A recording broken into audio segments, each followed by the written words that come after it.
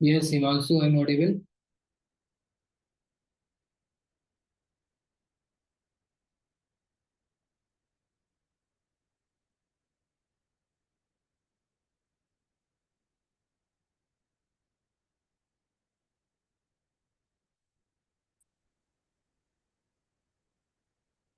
Yes.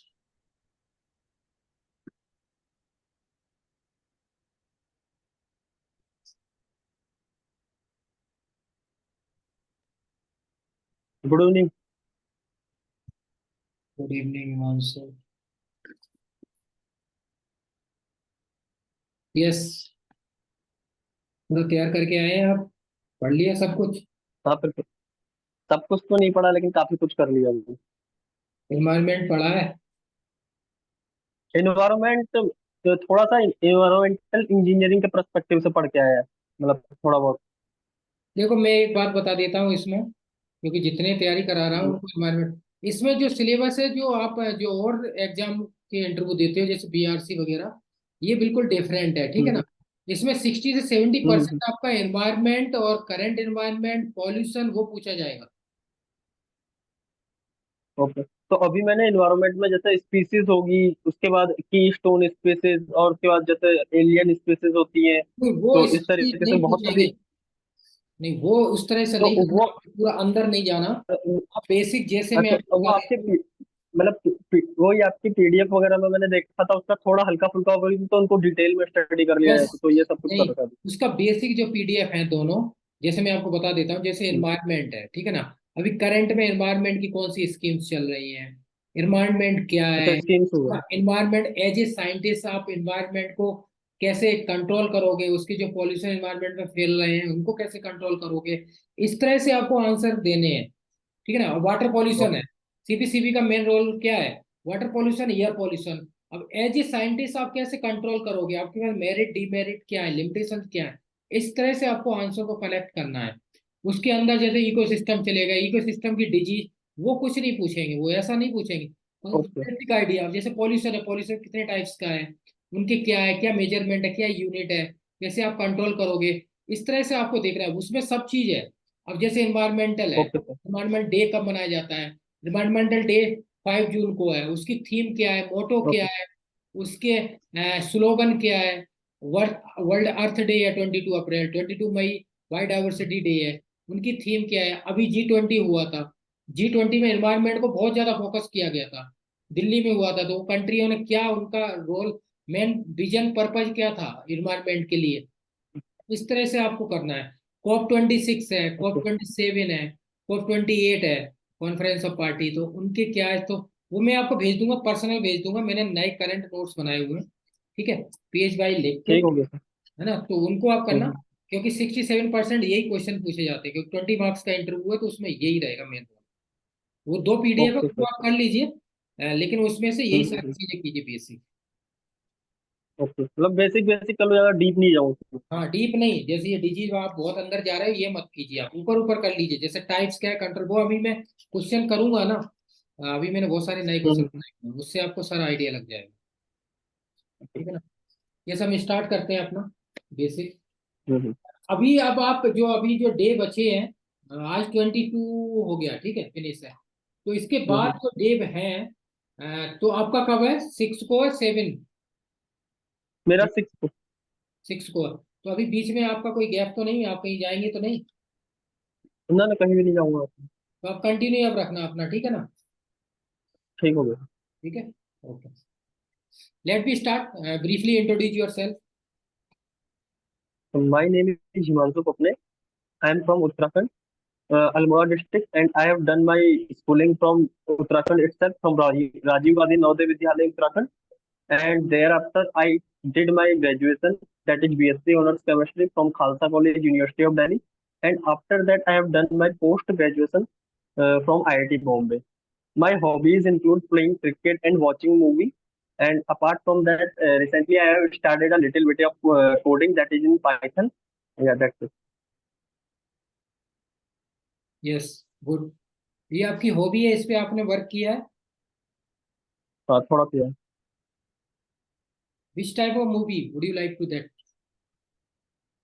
I मतलब थोड़ा spy Jenner की। जैसा कि अभी मैं रिसेंटली जो एक मूवी कवर की थी मैंने, द स्पाई करके है, तो उसमें उन्होंने क्या दिखाया हुआ कि अभी इसराइल और पैलेस्टीन का जो वॉर है उसी से रिलेटेड है वो थोड़ा। यस। वो एक्चुअल में इसराइल और सीरिया के वॉर से रिलेटेड है। 1965 का एक केस है।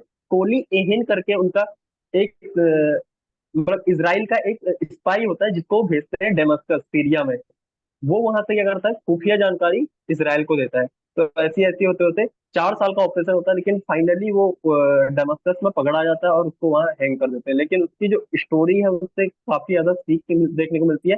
एक पैट्रियोटिज्म की भावना आती है, और उसके अलावा अगर देखा जाए तो एक ब्रेवरी की भी इससे सीख मिलती है।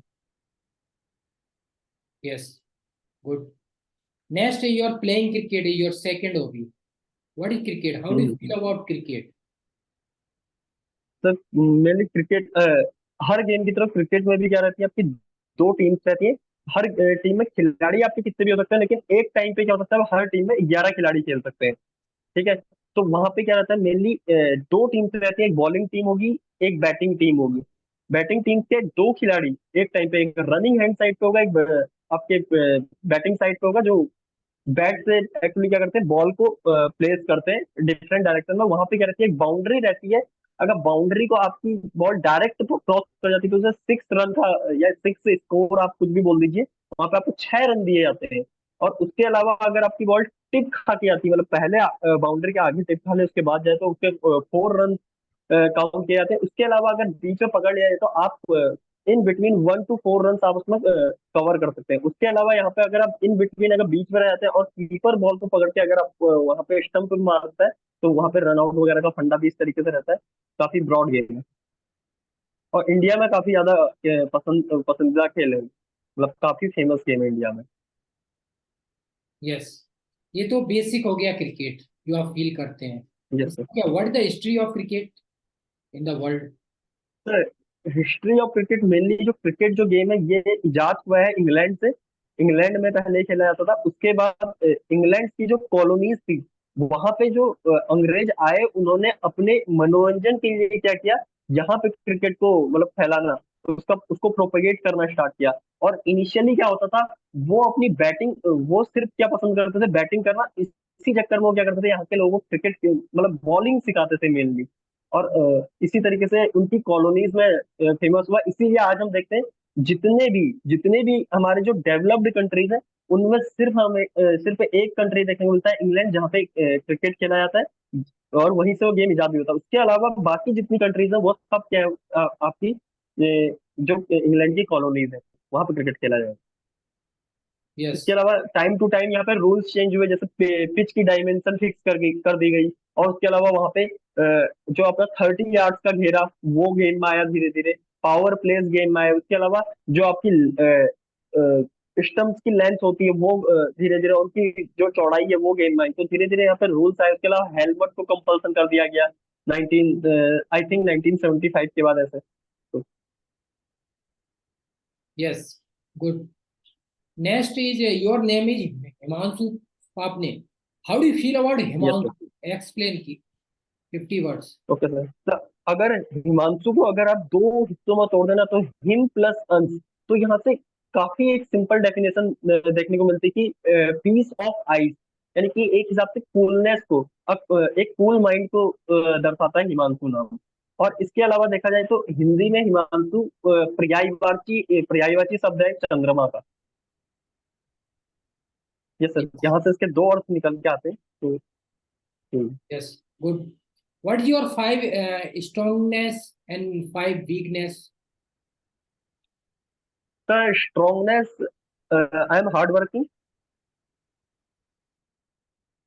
And yes. और उसके अलावा देखा जाए तो मेरी कम्युनिकेशन स्किल अभी मैं इम्प्रूव करता हूँ चीजों को, ये मेरी एक वो है। और उसके अलावा कैसे एनालाइज करने की पावर मेरी काफी अच्छी है। मुझे ऐसा लगता है कि मैं चीजों को काफी अच्छी ढंग से एनालाइज कर सकता हूँ। और अगर देखी जाए तो अगर मैं थोड़ा सा अपना प्लस पॉइंट बोलूँ, तो मैं कंप्यूटर के क्षेत्र में भी काफी अच्छा हूँ। तो ये मेरे 5 प्लस पॉइंट है।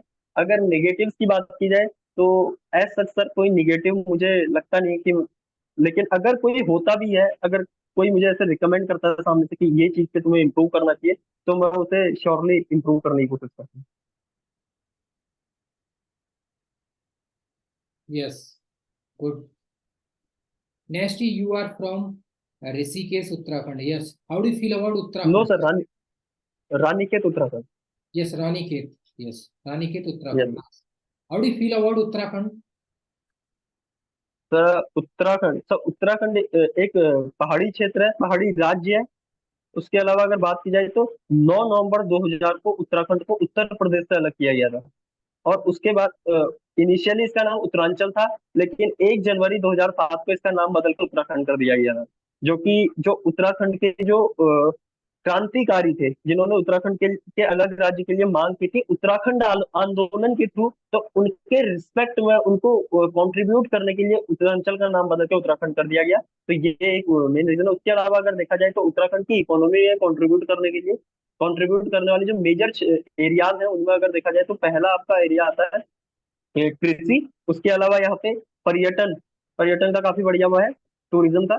और अगर इसके अलावा देखा जाए तो कुछ हद तक जो प्लेन एरिया है उत्तराखंड का, वहाँ पे सॉरी जो पहाड़ी एरिया है वहाँ पे मसालों की खेती भी की जाती है। यस। व्हाट इज और द अगर इसके अलावा लिटरेसी? देखा जाए तो उत्तर, yes, okay, yes, carry on. Okay. तो अगर देखा जाए तो उत्तराखंड दो देशों के साथ अपनी सीमा से शेयर करता है। एक तो नेपाल है ईस्टर्न साइड में, और नॉर्दर्न साइड में तिब्बत, तिब्बत के साथ अपनी सीमा शेयर करता है। Yes. What is the area of Uttarakhand? Sir it is nearly 53,483 square kilometre.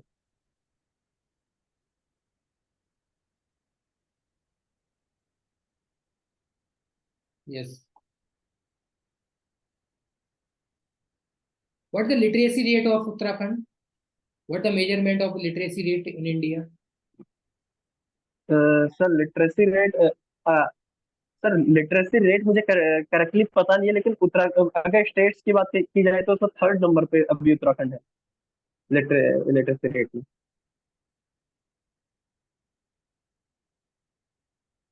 After Kerala and Delhi.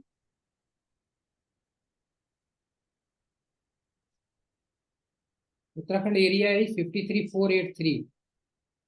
Yes sir, 53,483 square kilometre.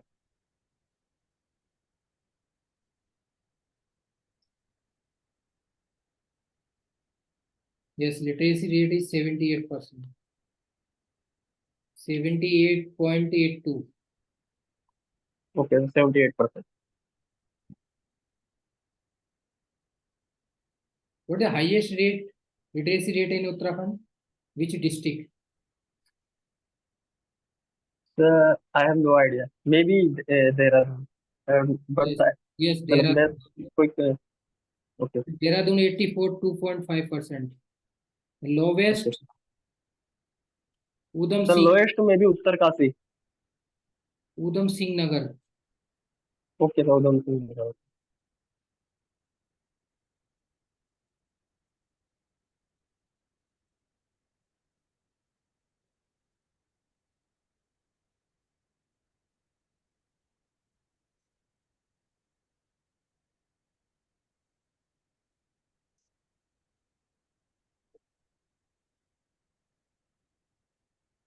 Yes, आप इतने एग्जाम क्वालिफाइड है, आपने पीएचडी क्यों नहीं की?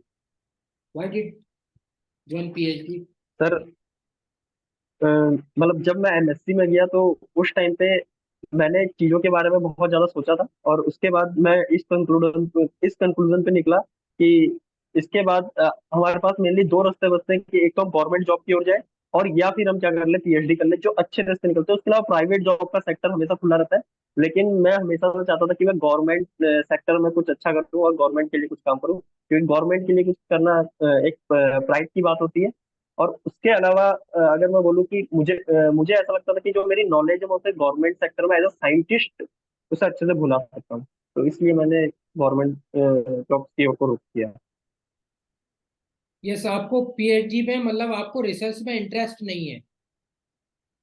नो सर, बात रिसर्च में इंटरेस्ट की बात नहीं है सर। मेरा इंटरेस्ट जो है वो गवर्नमेंट जॉब की ओर को थोड़ा ज्यादा था। यस, गवर्नमेंट जॉब की प्रिपरेशन करें, गवर्नमेंट में जॉब इंटरेस्ट ऐसा है ना। आप अगर आंसर रिसर्च का दे रहे हैं तो वो क्रॉस क्वेश्चन करेंगे। आपने पीएचडी ओके एमएससी सर। की है, नेट गेट क्वालिफाइड हो, आपने पीएचडी क्यों नहीं की? और आपने बोला मैंने रिसर्च में हम्म। इंटरेस्ट, आप पीएचडी इसलिए नहीं करना चाहता कि मुझे गवर्नमेंट जॉब में इंटरेस्ट है। ठीक है, तो आपने फिर इतना यस सर। हायर एजुकेशन क्यों किया? सर आपने एमएससी फिर नेट गेट क्वालिफाइड क्यों किए? आपको गवर्नमेंट जॉब की तैयारी तो आप सर एमएससी में कर सकते थे। सर अगर हम किसी भी एग्जाम के लिए देखें, जैसे कि अगर मैं जितने भी साइंटिस्ट बी की जो पोस्ट आती है उनके लिए जो मिनिमम क्वालिफिकेशन मांगते हैं वो एमएससी की मांगते हैं। और जब मैं एमएससी में था तो साथ साथ में सारे गवर्नमेंट एग्जाम की तैयारी भी कर रहा था, और उनका जो सिलेबस था वो ओवरलैप करता था हमारे नेट गेट के सिलेबस के साथ। तो साथ में मैंने नेट गेट का एग्जाम दे दिया, और गेट के एग्जाम के थ्रू भी हम वेरियस चीज में जैसे डीआरडीओ वगैरह हम अप्लाई कर सकते थे। तो इसलिए मैंने यहाँ पे नेट गेट की ओर को रुख किया था। यही मेरा मेजर एम था गेट के थ्रू। Yes, good. क्योंकि जिस पोस्ट में आप जा रहे हैं साइंटिस्ट बी की, इसका वर्क रिसर्च वर्क है। तो आपको इस यस तरह सर। से बोलना है, क्योंकि अगर आपने बोला वहां नहीं गया तो क्रॉस क्वेश्चन होगा, यहाँ पे भी रिसर्च होती है, यहाँ पे भी रिसर्च करनी पड़ेगी, क्योंकि सीपीसीबी का जो वर्क है वो रिसर्च का ही है। कंट्रोल पॉल्यूशन में रिसर्च ही करनी है आपको, एक हुआ ही। Yes sir. Yes, next is question is why will you become a scientist be in CPCB? First of all question is what is sir scientist, why will you become a scientist be in CPCB? Sir अगर background देखा जाए, जैसे मैंने BSc की उसके बाद MSc की, तो मेरा ओवरऑल बैकग्राउंड अगर देखा जाए तो पूरा साइंस का रहा है। और मैंने इस ड्यूरेशन में बहुत सारी एनालिटिकल टेक्निक्स और बहुत सारे एक्सपेरिमेंटल टेक्निक्स का यूज करना सीखा है और किया है, जिनको मैं आगे एज अ साइंटिस्ट सीपीसीबी में बनना चाहता हूँ। इसलिए मैं एक साइंटिस्ट बनना चाहता हूँ, और मेरा बचपन से सपना रहा है कि मैं एक साइंटिस्ट बनूं और देश की बेटरमेंट के लिए कंट्रीब्यूट करूं। Yes, good. What the role and work of scientist be in CPCB? Sir अगर पहले तो सीपीसीबी का जो फंक्शन है, जैसे कि हम एयर क्वालिटी की मॉनिटरिंग, या हम जैसे सॉइल की मॉनिटरिंग की बात करें, या वाटर की यहाँ पे मॉनिटरिंग की बात करें, तो वाटर में क्या हो सकता है, डिफरेंट केमिकल्स हो सकते हैं, डिफरेंट केमिकल हो सकते हैं, और इतने इतने केमिकल्स हो सकते हैं जिनका हमें आइडिया ना हो। तो हमें वहां पे क्या है कि अलग अलग केमिकल्स को कैसे सबसे पहले किस तरीके से वहां पे मेथड्स कौन कौन से हैं उन्हें आइडेंटिफाई करने के, केमिकल मेथड्स कौन कौन से हैं डिफरेंट केमिकल्स को आइडेंटिफाई करने के, एनालिटिकल मेथड्स कौन कौन से हैं वो हमें पता होने चाहिए। और वो हमने कहाँ पे, जब हमने एमएससी की है या जब जब हमने बीएससी की है, तो उनका बेसिक नॉलेज हमने वहां से लिया हुआ है। तो इसलिए मुझे लगता है इसीलिए मुझे लगता है कि एक साइंटिस्ट बी की पोस्ट पे मुझे पोजीशन मिली। Yes, what are the 10 skills of scientist in India? तो 10 स्किल्स में सबसे पहले तो मैं ये बोलूंगा कि सबसे पहले अपनी, अगर कोई भी तुम एक्सपेरिमेंट कर रहे हो तो उन्हें प्लान करने की टेक्निक, कि हमें यहाँ पे किस किस चीज की रिक्वायरमेंट होगी, क्या हमें मतलब कुल मिला के प्लानिंग, प्लानिंग ऑफ सिंथेसिस, या आप कोई भी एक्सपेरिमेंट कर रहे हो, प्लानिंग ऑफ एक्सपेरिमेंट सबसे पहले जरूरी है। उसके बाद उसका डेटा कलेक्शन, कि हम कोई भी यहाँ पे एक्सपेरिमेंट प्लान तो कर रहे हैं, लेकिन क्या वो एक्सपेरिमेंट पहले हुआ है, अगर हुआ है तो किस तरीके से परफॉर्म हुआ है, तो उसके प्रोसीजर वगैरह का डेटा हम पे होना चाहिए। और अगर नहीं हुआ है तो हम इसके लिए क्या मतलब ऐसे ही हम किसी भी एक्सपेरिमेंट को यहाँ पे परफॉर्म नहीं कर सकते। तो जो थर्ड चीज आती है, हम कोई भी एक्सपेरिमेंट परफॉर्म करने आ रहे हैं तो उसके पीछे का जो नॉलेज है, जो उसके पीछे की टेक्निकल यहाँ पे स्टडी है, वो हमें यहाँ पे कलेक्ट करनी होती है। तो पहला दूसरा तीसरा मेनली यहाँ पे डाटा कलेक्शन से रिलेटेड है। उसके बाद हमें यहाँ पे सैम्पलिंग का आइडिया होना चाहिए। अगर अगर आप किसी भी एनालिटिकल जॉब में जाते हो तो वहां पे हमें क्या करना पड़ता है, सैंपल इकट्ठा करना पड़ता है। तो सैम्पलिंग का वहाँ पे बेसिक आइडिया होना चाहिए। उसके बाद हमें वहाँ पे क्वालिटेटिव एनालिसिस और क्वांटिटेटिव एनालिसिस का आइडिया होना चाहिए। और इसी तरीके से यहाँ पे वेरियस रोल्स देखे जाते यस, गुड।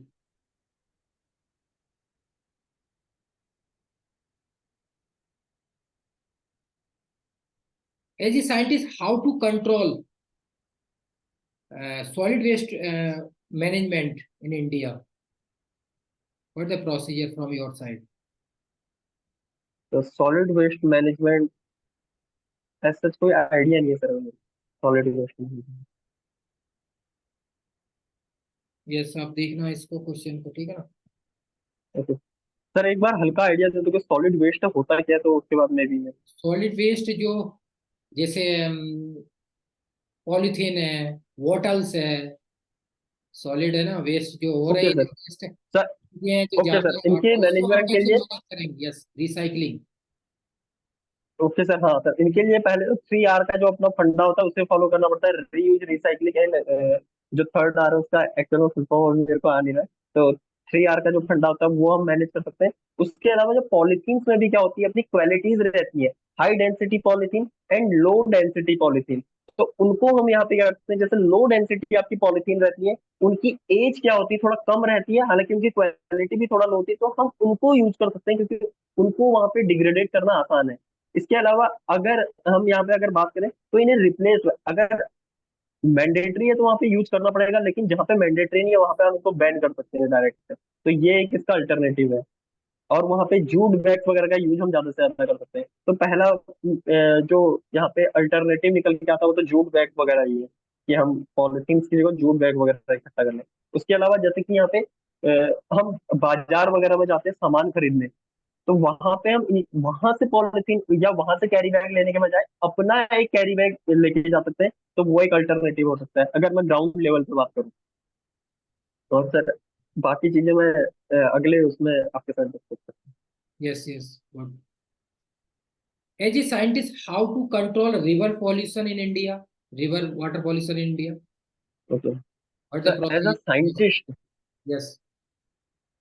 सर, अभी मैंने रिसेंटली एक मॉडल देखा था कि वो रिवर्स का जो वाटर पॉल्यूशन है ना, या कैसे कंट्रोल कर, जगह जगह पे क्या किए, जैसे कि आपके क्या रहते हैं, छोटे छोटे पीसेस रहते हैं इस तरीके से। तो एक कॉर्नर से दूसरे कॉर्नर, मान लीजिए आपकी रिवर बह रही है, तो इस डायरेक्शन में क्या कर रखा है, छोटे छोटे, मतलब क्या कर रखा है, ऐसे एक प्लेट सी लगा दी है बीच में। तो सॉलिड वेस्ट अपना क्या है, ऊपर ऊपर तैर के जाता है, मेनली उसकी डेंसिटी काफी लो होती है वाटर से। तो उन्होंने क्या किया, ऊपर ऊपर वो लाइन लगा दी, तो वहां पे क्या होता है, आपका सॉलिड वेस्ट अटक जाता है। उसके बाद क्या करती है जेसीबी, उस वेस्ट को क्या कर लेती है, खींच लेती है। तो ये एक अच्छा इनिशिएटिव है। उसके अलावा अगर देखा जाए तो सर इसके अलावा अभी कोई आइडिया है नहीं। जैसे which is the most polluted river in India? आप तो उत्तराखंड के हो ना, तो आपको तो आइडिया होगा।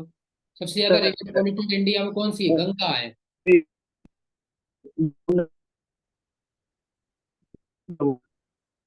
अब गंगा रिवर में इतना पॉल्यूशन है, उसको दिल्ली आपको आइडिया होगा कि किस तरह से उसको रिसाइकलिंग किया जाए, अच्छा बनाया जाए, वाटर का पॉल्यूटेड रोका जाए। Hello. Yes yes, I am audible. Yes, network problem from your side.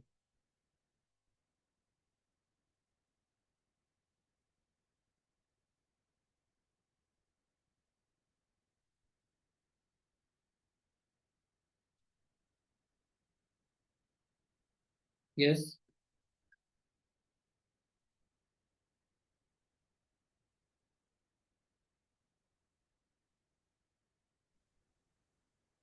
Yes sir. Yes, I am audible. Yes. Hello. Network problem आ रही है आपकी साइड से। तो आपकी आवाज नहीं आ रही है। अब आ रही है? अभी भी आप ऑडिबल नहीं है।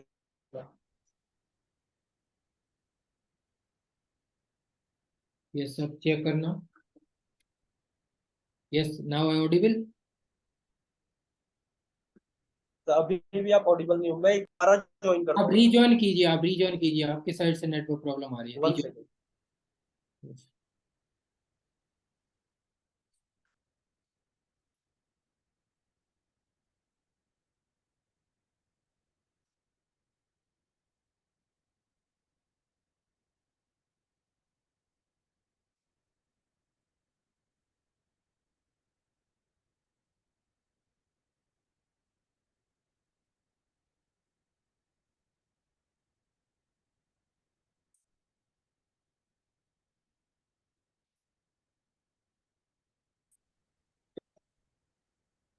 Yes. Hello. Yes. Now audible. Yes sir. हाँ हाँ ऑडिबल। यस, जैसे मैं बोल रहा था, most polluted river in India है Ganga. Okay sir, Ganga. Yes. तो इसको ही आपको पॉल्यूटेड के रूप में, इसके ऊपर ही आपको अपना प्रोसीजर बनाना है। ठीक है, आंसर आपको इसी के हिसाब से देना ओके है। सर। Okay sir. यार नेक्स्ट चलते हैं हम। जैसे आपकी हॉबीज आपने बताई थी, playing cricket and watching movie, तो describe your yes daily sir. Routines, hobbies in your life. Sir अभी मैं सर अभी अगर मैं डेली रूटीन की बात करूँ तो इसमें मैं मॉर्निंग में नियरली 7 o'clock उठता हूँ। उसके बाद मैं करीब 9 बजे तक अपना मैं एक पार्ट टाइम कोचिंग मैं पढ़ाता हूँ, तो उसके लिए मैं थोड़ा लेक्चर रेडी करता हूँ अपना, जो कि CSIR नेट वगैरह के लिए मैं कराता हूँ, तो उसके लिए मैं लेक्चर रेडी करता हूँ। उसके बाद मैं नहा लेता हूँ, तो और 10 बजे क्या करता हूँ। उसके बाद मैं कोचिंग के लिए चले जाता हूँ और शाम को मैं 5 बजे वहाँ का डेली 2 लेक्चर करता हूँ। कई बार 3 कर लेता हूँ, लेकिन मोस्टली मेरा रूटीन रहता है कि मैं 2 वहाँ पे सेशन करके आता हूँ। और उसके बाद जब मैं आता हूँ तो कभी कभार जैसे आया तो स्नैक्स वगैरह करते करते 6 साढ़े 6 हो जाता है। और उसके बाद रूम पे आता हूँ तो थोड़ा देर ऐसी कुछ यूट्यूब देखता हूँ। यूट्यूब पे कोई जैसे करंट अफेयर वगैरह हो गया, तो आजकल करंट अफेयर ऐसे मास वॉर चल रही, तो उससे मतलब जो करंट में चल रहा होता है उसको थोड़ा देख लेता हूँ यूट्यूब वगैरह पे। और उसके बाद 8 बजे के आसपास में खाना खाता हूँ, डिनर करता हूँ। और उसके बाद मैं थोड़ा बहुत अपना जो अभी मैं खुद एक स्टूडेंट फेज में हूँ, तो मैं अपनी खुद की प्रिपरेशन करता हूँ आफ्टर 9 to 12। और 12 बजे मैं सो जाता यस। गुड। हूँ। कभी कभार हफ्ते में 1 2 बार मैं मूवीज देख लेता हूँ। जैसे कि अभी मैं डाई स्पाई फिर से देख रहा हूँ, मैंने करीब 3 बार देख ली है, क्योंकि मुझे काफी ज्यादा पसंद है एक web series. Yes. And next is question is, what are the role of environment specialist and scientist, and how to change our society? What is the procedure from your side? Sir sir पहले तो मैं environmental specialist का मतलब जो काम है वो बता देता हूँ। तो Yes. सर अगर देखा जाए तो कोई भी इंसान, मैं एक नॉर्मल बात कर रहा हूँ, तो हर चीज अपने अपने लिए की जाती है। अगर मैं एक मतलब निस्वार्थ होकर बोलूँ तो उसमें हर चीज अपने लिए की जाती है। तो उसी तरीके से इन्वायरमेंटल प्रोटेक्शन की जो बात है ना, वो हम खुद के लिए करते हैं। कि इनिशियली हुआ क्या कि इन्वायरमेंट के जो इफेक्ट थे वो दिखने लगे ह्यूमन हेल्थ पे। और ह्यूमन हेल्थ पे दिखने लगे तो उसके बाद हमने, उससे पहले नहीं, उसके बाद हमने स्टेप उठाए कि इन्वायरमेंट को प्रोटेक्ट कैसे किया जा सकता है। तो इसके बाद क्या आता है, जो भी पॉल्यूशन होता है उसमें 3 स्टेप्स हमारे मेन होते हैं। तो इन्हीं 3 स्टेप्स को क्या करते हैं, जो आपके इन्वायरमेंटल साइंटिस्ट होते हैं वो एनालाइज करते हैं। ये 3 स्टेप्स हैं। एक तो जो सोर्स ऑफ पॉल्यूशन है, जहां से आपका पॉल्यूशन हो रहा है वो, उसके बाद वो इन्वायरमेंट में आ रहा है। अब इन्वायरमेंट में कोई भी पॉल्यूटेंट आएगा तो वो क्या होता है, डायरेक्ट क्या हो जाए, एक्सपोज हो जाए बॉडी पे। तो जो हमारा सेकंड पोर्शन होता है इन्वायरमेंट का पोर्शन होता है, और थर्ड पोर्शन होता है ह्यूमन का, जो उस पर एक्सपोज हो रहे हैं पॉल्यूटेंट पे। तो इन्वायरमेंटल साइंटिस्ट का फंक्शन मतलब जो मेन यहाँ पे काम होता है वो होता है कि सोर्स से अगर पॉल्यूटेंट्स निकल रहे हैं तो उन्हें कैसे कम किया जा सकता है, या इनको एनालाइज कैसे किया जा सकता है। इतने सारे केमिकल्स निकल रहे हैं इनमें से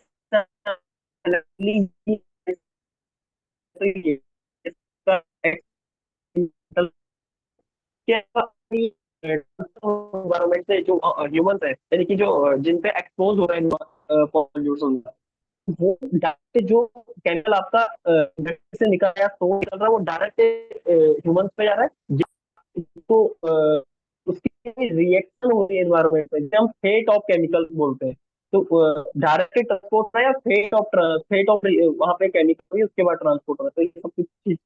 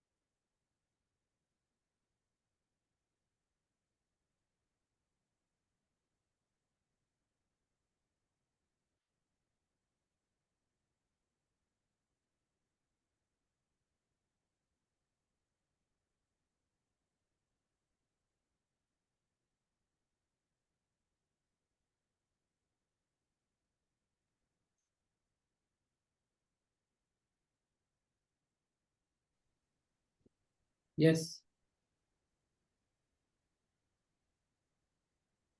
यस आई एम ऑडिबल। तो आई थिंक थोड़ा इंटरनेट का प्रॉब्लम चल रहा है यस यस, नहीं मेरी साइड से ही। कोई नहीं। Yes, next question. What are the major challenges? Suppose as a scientist, you are a scientist. Yes. What are the major Yes, sir. challenges will you face during your scientist life? So how will you manage them? Explain. Sir सबसे बड़ी आज के time पे जो scientist की life में problem है वो है फंड्स की। अगर देखा जाए तो एक तो लैक ऑफ इक्विपमेंट्स रहता है, इक्विपमेंट्स प्रॉपरली अवेलेबल नहीं रहते, उसके बाद फंड्स भी अवेलेबल अवेलेबल नहीं रहते। अगर किसी भी एक्सपेरिमेंट को हमें परफॉर्म करना है तो उसके उसकी एक कॉस्ट होती है। और अगर हम पे फंड्स नहीं होंगे तो हम उनको क्या हम उनको इफेक्टिवली यहाँ पे कैरी आउट नहीं कर सकते। और अगर इफेक्टिवली कैरी आउट नहीं करेंगे तो हम बेस्ट रिजल्ट ऑब्टेन नहीं कर सकते।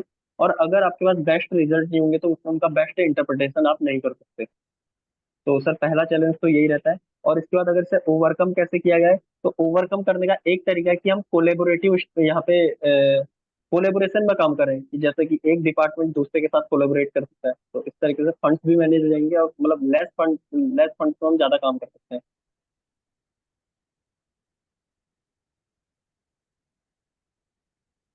Yes.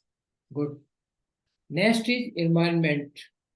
Regarding questions is, as a scientist, how can you live a green life? Sir as a scientist, Yes. How can you live a green life? How can you live a green life? Green Yes. Life, Green. Green life मतलब मैं समझा नहीं question का Environmental life. Green meaning. life means outer side your is a green, like to so many trees, environment effect. अच्छा sir, as a scientist एक बार question फिर से repeat कर दूंगा As a थोड़ा okay scientist, how can you live a green life, clean and green life? Okay sir, how can you live a green. Sir तो इसका तो सबसे बेस्ट अगर मैं बोलूँ तो यहाँ पे सबसे पहले हमें प्लांटेशन स्टार्ट करनी होगी। Sir Yes. मैं सही में क्वेश्चन नहीं समझ पाया ना, क्वेश्चन यस, नहीं समझ पाया। क्वेश्चन ये है, जैसे आप साइंटिस्ट हो तो आप अपनी यस सर। लाइफ क्लीन और ग्रीन कैसे जीना चाहेंगे, कैसे जिएंगे, ओके सर, कैसे क्लीन और ग्रीन जीना चाहिए। सर उसके लिए क्या। पहले तो मैं अपना ओके सर, जैसे कि जैसे कि इन्वायरमेंट में पॉल्यूटेंट्स होते हैं सर, उसी तरीके से लाइफ में पॉल्यूटेंट्स आ सकते हैं। और वो पॉल्यूटेंट्स आ सकते हैं डिफरेंट फॉर्म में। जैसे कि सबसे बड़ा पॉल्यूटेंट होता है लाइफ का, होता है करप्शन। तो सबसे पहले मैं कोशिश करूंगा, मतलब कोशिश नहीं करूंगा, मैं पूरी की पूरी कोशिश करूंगा कि मैं करप्शन से हमेशा दूर रहूं। क्योंकि जब हम गवर्नमेंट डोमेन में आए थे तो वहां पे बहुत सारे ऐसे तत्व आते हैं कि वो हमें करप्शन की ओर धकेलते हैं। लेकिन मैं एक अच्छे नागरिक की तरह और एक एक अच्छे इंसान की तरह इन चीजों से हमेशा दूर रहूंगा। तो पहला तो फैक्ट मैं यही बोलूंगा। उसके अलावा मैं अपने काम के प्रति जुझारू रहूंगा और उसे पूरी मेहनत से करूंगा। तो ये दो फंडे मैं अपनी लाइफ में अपनाऊंगा कि अपनी लाइफ को मैं एज अ इन्वायरमेंट, जैसे इन्वायरमेंट को हम क्लीन और ग्रीन रख सकते हैं उसी तरीके से मैं अपनी लाइफ को एज अ साइंटिस्ट ग्रीन और clean, as a government servant में अपनी लाइफ को ग्रीन और clean. Yes, what are the importance of the environment, environment के लिए क्या सर जरूरी इन्वायरमेंट, सर इन्वायरमेंट के लिए क्या जरूरी है हमारे लिए इम्पोर्टेंस बतानी है है? What are the importance of the environment, environment के लिए क्या जरूरी है, मतलब एनवायरनमेंट क्यों जरूरी है आपकी अच्छा लाइफ में, life. Yes. Okay okay sir. Sir एक अगर आप हेल्दी लाइफ चाहते हैं ना तो पक्का ही आपको एक्सपोजर जो है वो अच्छी चीजों का होना चाहिए। अच्छी मतलब एयर आपके चारों ओर जो है वो अच्छी होनी चाहिए, एयर क्वालिटी अच्छी होनी चाहिए उसकी। जो आप वाटर पी रहे हैं, जो आप वाटर ड्रिंक कर रहे हैं वो अच्छा होना चाहिए, मतलब अच्छी क्वालिटी का होना चाहिए। तो इस चीज के लिए जो सबसे पहला फैक्टर है, आपकी हेल्थ को इन्वायरमेंट डायरेक्ट अफेक्ट करता है। तो ये इसलिए हमें इन्वायरमेंट को प्रोटेक्ट करने की जरूरत है और यही इन्वायरमेंट की सबसे बड़ी इंपॉर्टेंस है।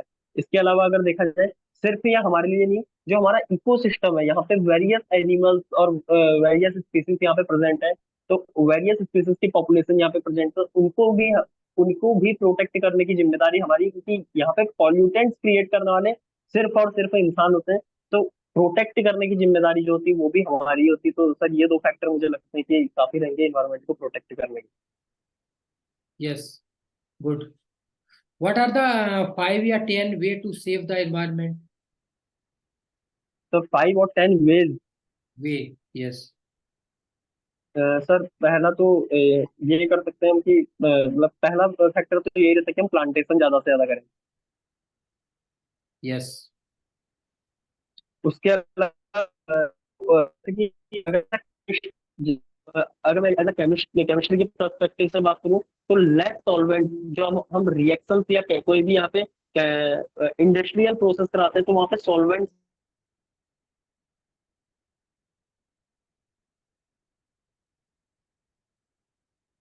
यस। देते हैं। तो वो डिस्कार्ड कहाँ चले जाता है हमारा,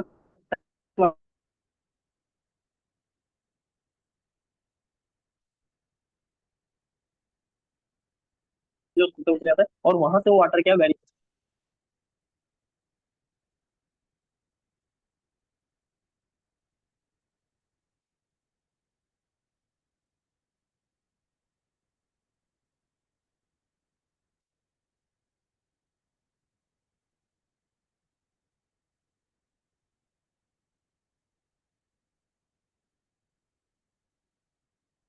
यस।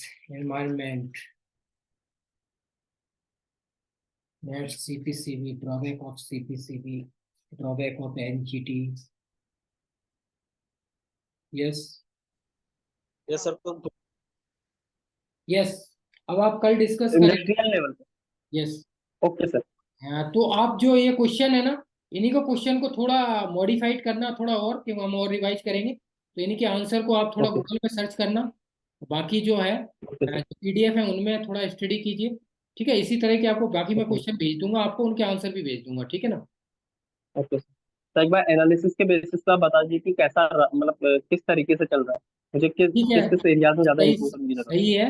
थोड़ा आपका सही चल रहा है, बस आप थोड़ा एक्सप्लेन और कीजिए। बाकी सही है, है। इंटरव्यू ओके कोई सर। प्रॉब्लम नहीं, बाकी थोड़ा एक्सप्लेन करने की कोशिश